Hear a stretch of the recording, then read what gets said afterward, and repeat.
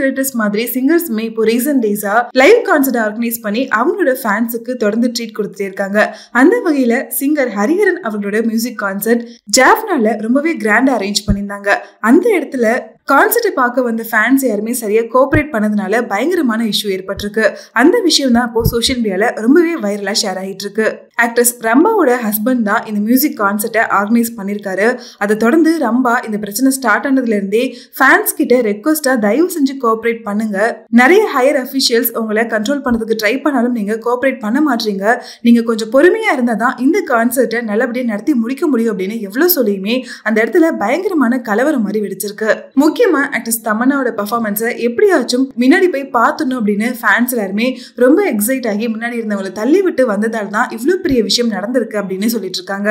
இந்த ஷோவை ஹோஸ்ட் பண்ண மிர்ச்சி சிவா, டிடில இருந்து ரம்பா, அவங்க ஹஸ்பண்ட் அப்படின்னு எல்லாருமே இந்த கிரௌடை கண்ட்ரோல் பண்ண ட்ரை பண்ணாலும் அவங்களால அவ்வளவு பெரிய கிரௌட கண்ட்ரோல் பண்ண முடியாம நிறைய பேரு கூட்டத்துல சஃபகேஷனால மயங்கியுமே விழுந்திருக்காங்க.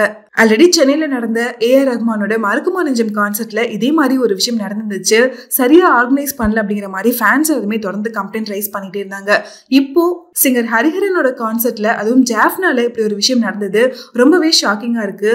எதிர்பார்த்ததை விட அதிகமான ஆடியன்ஸ் அந்த இடத்துல அசம்பிள் ஆனதுனால்தான் இந்த அளவுக்கு கண்ட்ரோல் இல்லாம இருந்திருக்கு. இந்த மாதிரி ஓப்பன் வென்யூல ஈவெண்ட் ஆர்கனைஸ் பண்றவங்க கிரௌடை எப்படி கண்ட்ரோல் பண்றது, எந்த அளவுக்கு கிரௌடை நம்ம அலோவ் பண்ணணும் அப்படிங்கறத ப்ரியராகவே பிளான் பண்ணணும். அது மட்டும் இல்லாம டிக்கெட் சேல்ல ரொம்பவே இவங்க அதிகமா கான்சென்ட்ரேட் பண்ணணும். பிளாக்ல அதிகமா டிக்கெட் சேல் ஆகிறது கூட இது ஒரு ரீசனா இருக்கலாம். மறுக்குமா நெஞ்சம் கான்சர்ட்ல கூட இதே மாதிரிதான் நடந்துச்சு.